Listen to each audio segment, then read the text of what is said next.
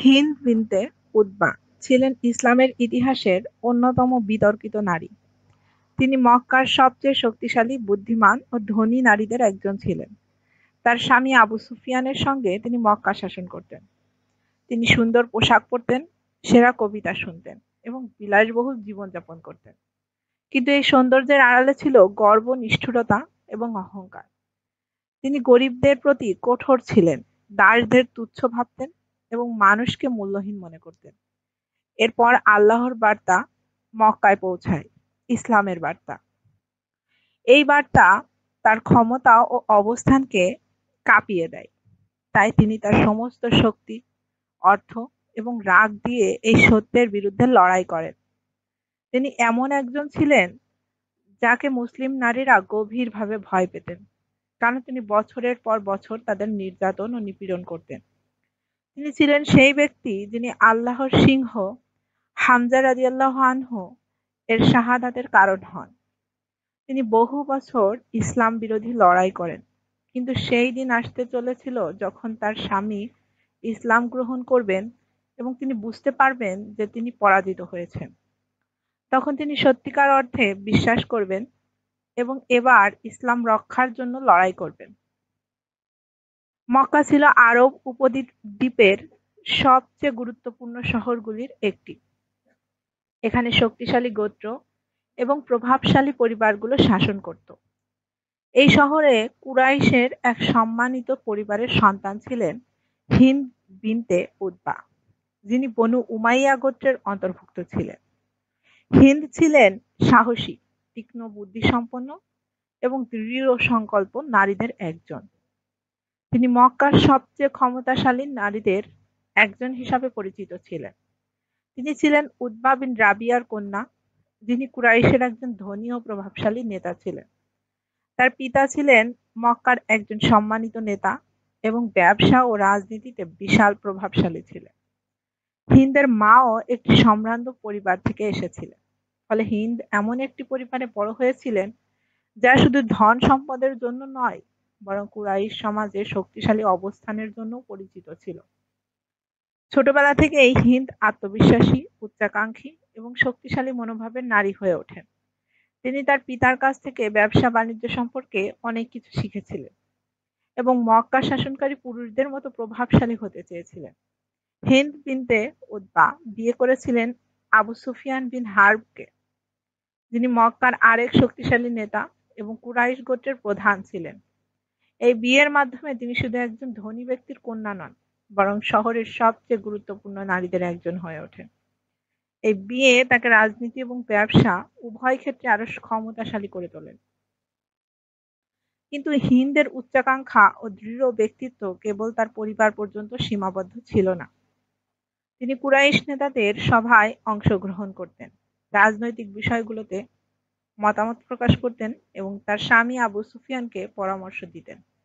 সেই সময়ের বেশিরভাগ নারী এমন সক্রিয় ভূমিকা পালন করতেন না, কিন্তু হিন্দ ছিলেন এমন একজন নারী যিনি বাস্তব ক্ষমতা ধারণ করতেন। যখন রাসূল সাল্লাল্লাহু আলাইহি ওয়াসাল্লাম ইসলাম প্রচার শুরু করেন, হিন্দ অন্যান্য কুরাইশ নেতাদের মতোই এই নতুন ধর্মকে প্রত্যাখ্যান করেন। তিনি ইসলামকে তার পরিবার এবং তার গোত্রের কর্তৃত্বের জন্য হুমকি হিসেবে দেখতেন। তার দৃষ্টিতে ইসলাম মক্কার পুরনো শাসন ব্যবস্থা এবং তার সামাজিক মর্যাদা ধ্বংস করতে আসছে। তাই তিনি রাসূল সাল্লাল্লাহু আলাইহি ওয়াসাল্লাম এবং মুসলমানদের প্রবল শত্রুতে পরিণত হন। এ সময় হিন্দ ইসলাম গ্রহণ করা ক্রীতদাসদের নির্যাতন সমর্থন করতেন এবং মক্কায় ইসলামের প্রসার থামাতে তার স্বামী ও অন্যান্য কুরাইশ নেতাদের উপর চাপ সৃষ্টি করতেন। তার দৃষ্টিতে ইসলাম তার পূর্বপুরুষদের ধর্ম, তার সামাজিক মর্যাদা এবং মক্কার ঐতিহ্যের জন্য হুমকি ছিল। বদরের যুদ্ধের পর কুরাইশ এবং ইসলামের মধ্যে লড়াই আরো তীব্র হয়ে ওঠে। এই যুদ্ধে কুরাইশের অনেক শীর্ষ নেতা নিহত হয়, যার মধ্যে হিন্দের পিতা উতবা বিন রাবিয়া এবং তার ভাই ওয়ালিদ বিন উতবা ছিলেন। এই ক্ষতিগুলি হিন্দের রাগ এবং প্রতিশোধের আগ্রহকে আরো বাড়িয়ে তোলে। বদরের যুদ্ধের পর মক্কায় গভীর শোক এবং রাগ ছড়িয়ে পড়ে। কুরাইশ তাদের নিহত নেতাদের জন্য প্রতিশোধ নিতে চায় এই সময় সবচেয়ে বেশি শোকাহতদের মধ্যে একজন ছিলেন হিন্দ বিনতে উতবা। তার পিতা এবং ভাইয়ের মৃত্যুকে তিনি কখনো ক্ষমা করতে পারেননি। তিনি সবচেয়ে বেশি দোষারোপ করতেন এক ব্যক্তিকে, রাসূলের চাচা হামজা রাদিয়াল্লাহু আনহু কে।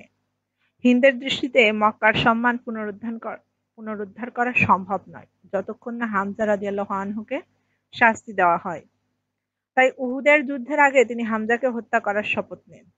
এই পরিকল্পনা বাস্তবায়নের জন্য তিনি হাবশী দাস ওয়ারিশ বিন হার্বকে একটি দায়িত্ব দেন। ওয়ারশি ছিলেন বিখ্যাত যোদ্ধা নন, কিন্তু তিনি বর্শা চড়ায় খুব দক্ষ ছিলেন। হিন্দ তাকে বলেন, তুমি যদি হামজাকে হত্যা করো আমি তোমাকে মুক্তি দেব। উহুদের যুদ্ধ শুরু হয় মুসলমান ও কুরাইশ বাহিনীর মধ্যে তীব্র লড়াইয়ের মধ্য দিয়ে। হামজা ছিলেন যুদ্ধের অগ্রভাগে, একের পর এক শত্রুদের পরাজিত করছিলেন। তার সাহস ও শক্তি মুসলমানদের আশা জাগিয়েছিল, কিন্তু তিনি কুরাইশ বাহিনীর জন্য এক বড় হুমকি ছিলেন। ওয়ারশি হামজাকে মনোযোগ দিয়ে লক্ষ্য করছিলেন। তার লক্ষ্য ছিল সেই মুহূর্তের জন্য অপেক্ষা করা যখন হামজা সবচেয়ে অসাবধান হবে এবং তাকে হত্যা করা। যুদ্ধের উত্তেজনার মধ্যে হামজা এক শত্রুকে আক্রমণ করছিলেন। তখন ওয়ারশি তার সুযোগের জন্য অপেক্ষা করে বর্শাটি ছুড়ে দেন। বর্শাটি সঠিকভাবে হামজার পেটে বিদ্ধ হয়। হামজা রাদিয়াল্লাহু আনহু সাথে সাথেই শহীদ হন। হিন্দের পরিকল্পনা সফল হয়। তিনি হামজার মৃত্যুতে আনন্দিত হন। যুদ্ধের শেষে হিন্দ এবং অন্যান্য কুরাইশ নারী মৃতদের শবদেহের কাছে যায়। হিন্দ প্রতিশোধের তীব্র অনুভূতিতে হামজার মরদেহের উপর অত্যাচার চালান। তিনি হামজার কলিজা বের করে নিয়ে চিবিয়ে খেতে চেষ্টা করেন, কিন্তু তা গিলতে না পেরে ফেলে দেন। উহুদের যুদ্ধের পরে মুসলমানরা হতাশ হয়ে মদিনায় ফিরে আসে। এই পরাজয় মুসলমানদের মনোবলে আঘাত হানে, কিন্তু রাসূল সাল্লাল্লাহু আলাইহি ওয়াসাল্লাম তাদের ধৈর্য ধারণ করতে বলেন এবং তাদের ইসলামী দাওয়াত চালিয়ে যেতে বলেন, উৎসাহ দেন। এই যুদ্ধের পর হিন্দের প্রতি মুসলমানদের ক্ষোভ আরো বেড়ে যায়, কারণ তিনি হামজার মৃত্যু এবং তার মরদেহের উপর চালানো অত্যাচারের জন্য দায়ী ছিলেন। হিন্দের এই নির্মম আচরণ মুসলমানদের মনে তাকে এক ভয়ঙ্কর শত্রুরূপে প্রতিষ্ঠিত করে। যদিও হিন্দ ইসলাম এবং রাসূল সাল্লাল্লাহু আলাইহি ওয়াসাল্লাম এর দুশমন ছিলেন, বদরের যুদ্ধের পর উহুদের যুদ্ধে তার প্রতিশোধ এবং ঘৃণা চরম আকার ধারণ করে। কিন্তু সময়ের সাথে সাথে পরিস্থিতি বদলাতে শুরু করে।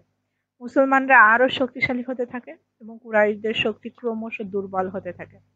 রাসূল সাল্লাল্লাহু আলাইহি ওয়াসাল্লাম ইসলামের প্রসার অব্যাহত রাখেন এবং অবশেষে মক্কা বিজয়ের দিন আসে, যেদিন সবকিছু বদলে যায়। অষ্টম হিজরিতে মুসলিম বাহিনী একটি বিশাল সেনাবাহিনী নিয়ে মক্কায় প্রবেশ করে। মক্কার জনগণ রাসূলুল্লাহ সাল্লাল্লাহু আলাইহি ওয়াসাল্লামকে শহরে দয়া, করুণা এবং বিনা রক্তপাতের মাধ্যমে প্রবেশ করতে দেখে। কোনো বাড়িঘর লুট করা হয়নি, কোনো ভীতি সৃষ্টি করা হয়নি। তারপর রাসূল সাল্লাল্লাহু আলাইহি ওয়াসাল্লাম মক্কার নেতাদের একত্রিত করে বললেন, আমি আজ তোমাদেরকে সেই কথাই বলছি যা ইউসুফ আলাইহিস সালাম তার ভাইদের বলেছিলেন। আজ তোমাদের উপর কোনো অভিযোগ নেই। আল্লাহ তোমাদের ক্ষমা করুন, তিনি সবচেয়ে দয়ালু। সূরা ইউসুফ আয়াত 92। এই কথাগুলো মক্কার মানুষের অন্তরকে নরম করে দেয়। হিন্দ নিজের চোখকে বিশ্বাস করতে পারছিলেন না। রাসূলের দয়া ও ক্ষমা তাকে গভীরভাবে নাড়া দেয়। সে বুঝতে পারে যে তার ক্ষোভ আর ঘৃণার আর কোনো অর্থ নেই। মক্কা বিজয়ের পর অনেক মানুষ ইসলাম গ্রহণ করে। হিন্দ সিদ্ধান্ত নেয় যে এখনই রাসূলুল্লাহ সাল্লাল্লাহু আলাইহি ওয়াসাল্লামের সাথে দেখা করতে হবে।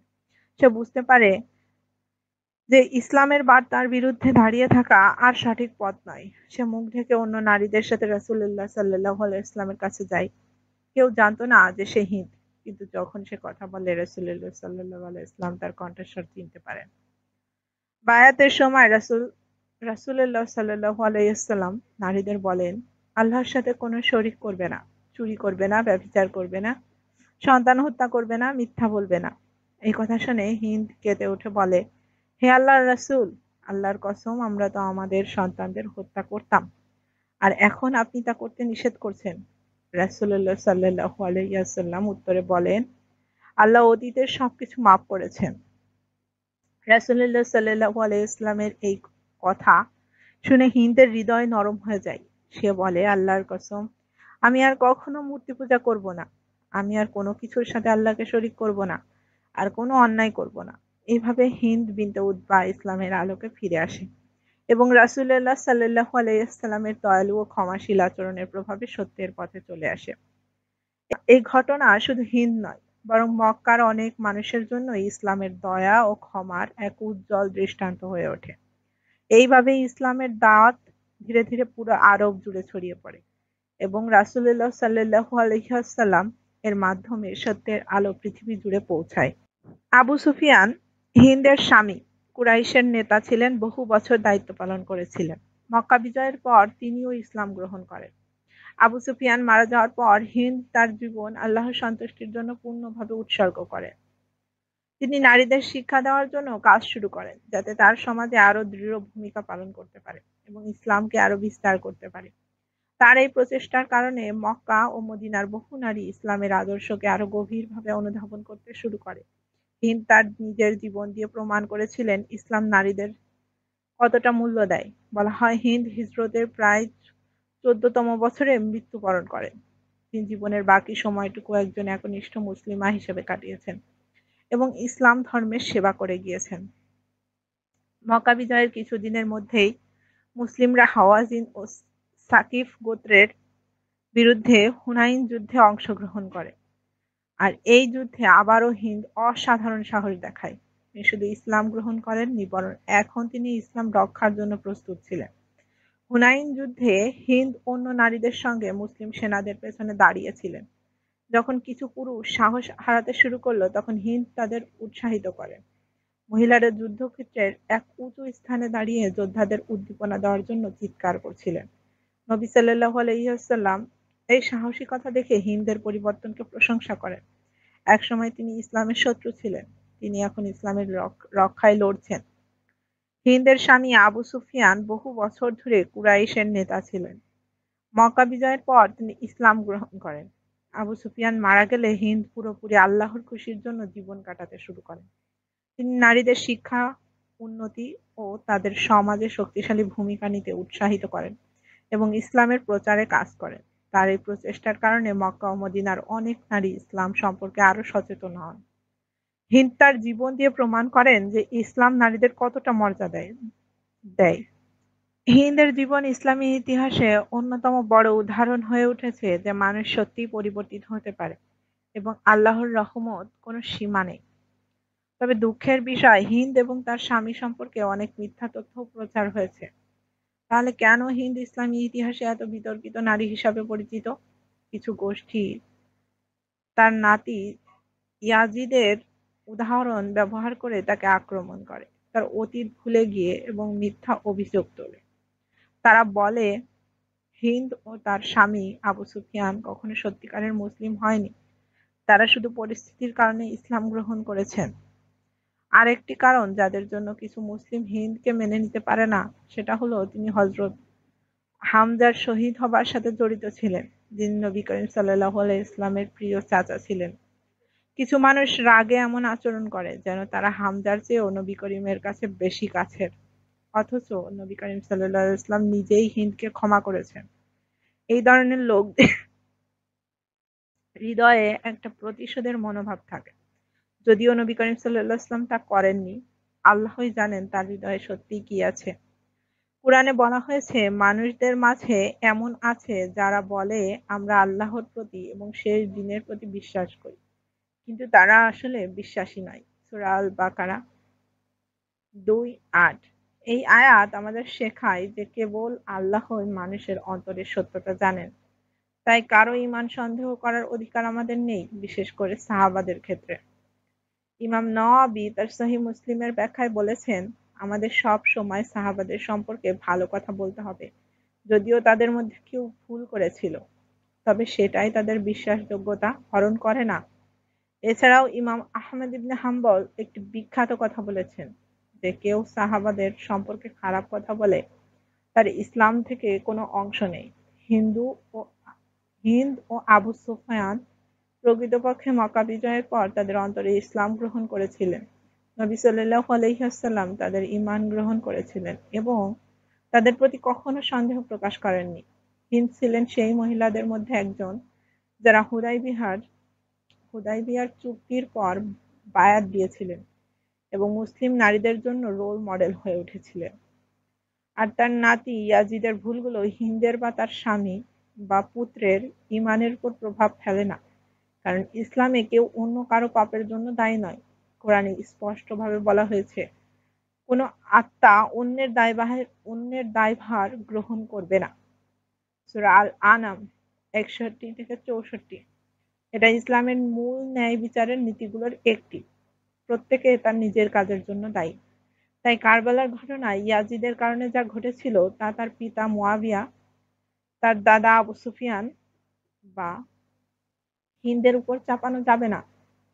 মহান ইসলামী পণ্ডিত ইবনে হাজর আল আসকালানি তার বিখ্যাত বইয়ে স্পষ্টভাবে হিন্দের ঈমান এবং ইসলামে তার ইতিবাচক অবদান সম্পর্কে বলেছেন। তিনি এমনকি হিন্দকে সাহাবা হিসেবে প্রশ্ন করার দরজা পর্যন্ত খুলেননি। ইবনে কাসির তার ইতিহাস গ্রন্থে হিন্দের ইসলামে আসার পরের কাজ সম্পর্কে ইতিবাচকভাবে আলোচনা করেছেন এবং তার খাঁটি তওবা ও ইসলামের সেবাকে বিশেষভাবে উল্লেখ করেছেন। কিছু চরমপন্থী গোষ্ঠী ইতিহাসের রাজনৈতিক সংঘাতের কারণে মুয়াবিয়া ও তার পরিবারের দোষারোপ করেছে, কিন্তু অধিকাংশ আহলুস সুন্নাহ পণ্ডিত মুয়াবিয়াকে সাহাবা হিসাবে স্বীকার করেছেন এবং এসব চরমবাদী মতকে প্রত্যাখ্যান করেছেন। ইমাম আল-গাজ্জালি তার গ্রন্থ সাহাবাদের বিশ্বাসযোগ্যতা নিয়ে প্রশ্ন এ বলেছেন, সাহাবাদের বিরুদ্ধে যারা কথা বলেন তারা ধর্মের ভিত্তি কম্পিত করে। কেউ যদি কিছু সাহাবাদের বিরুদ্ধে আক্রমণ করে নিজের আত্মার মঙ্গল আশা করে, তাহলে সে আসলে নিজের ক্ষতি করছে। ইসলামী পণ্ডিতদের সম্মতি স্পষ্ট, আমাদের উচিত সাহাবাদের সম্মান ও ন্যায় বিচার রক্ষা করা। তাই হিন্দ ও তার পরিবারের প্রতি খারাপ ধারণা রাখা মানে ইসলামের ইতিহাস, কুরআনের বিধান এবং পণ্ডিতদের গভীর জ্ঞানকে অগ্রাহ্য করা। অনুগ্রহ করে আপনার মতামত কমেন্টে শেয়ার করুন এবং আমাদের চ্যানেলটি সাবস্ক্রাইব করতে ভুলবেন না, যাতে পরবর্তী ভিডিও মিস না করেন। পরবর্তী ভিডিওতে দেখা হবে। আল্লাহ আপনাদেরকে রক্ষা করুন। ধন্যবাদ।